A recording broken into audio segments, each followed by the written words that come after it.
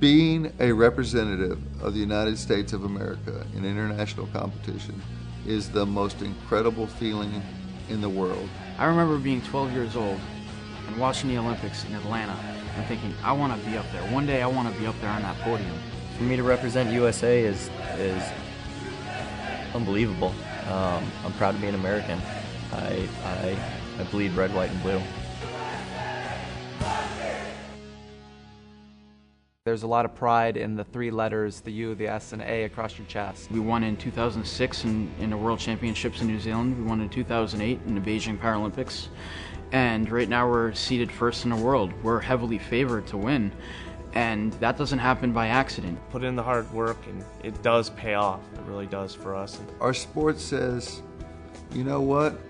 There's nothing you can't do if you don't want to do it. The player that comes out that all they want to learn how to do is just push, pass, and run into someone. And along the way, they learn life skills. They learn how to transfer better. They learn how to be able to get dressed better.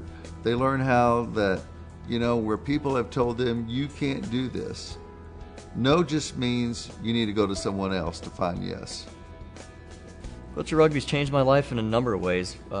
Physically, mentally, emotionally. It's made me independent.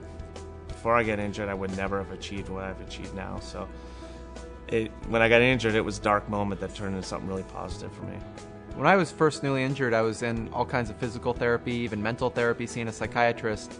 And then I went to my first wheelchair rugby practice, and I canceled all those therapies right after. I feel that disabled sports are a huge part of a person's rehabilitation. It gives them a competitive edge back in their life, but it also gives them a lot more.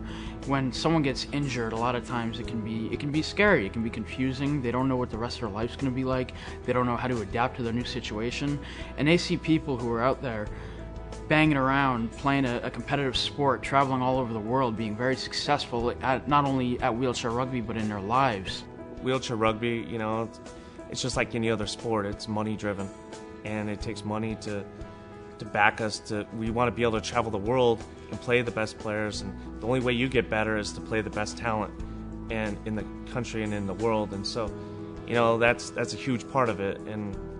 And this is a very, very, very expensive sport. It's a high attrition sport with the equipment, trying to do the travel, things like that. There are definite, a lack of resources, and trying to find it is one of our biggest challenges. Help us not to have to eliminate anything.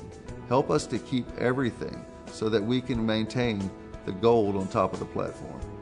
Guys who recently got injured, they need goals, and they all want to play sports, and they all want to play wheelchair rugby. And I worry that if we're not supported fully, that this sport could either go away, or we'll just be at a level where we never compete with the best teams in the world. Funds.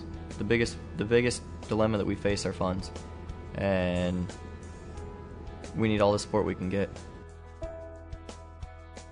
Hello, I'm Jeff Underwood, President of Lakeshore Foundation. For more than 30 years, Lakeshore Foundation has been a national leader in providing valuable sports opportunities to athletes with physical disabilities. At Lakeshore, these tremendous athletes have access to some of the best sports services in the world, and we need your help to ensure that they have the resources they need to compete and be at the top of their game. You can change lives. Please help Lakeshore Foundation support USA Wheelchair Rugby.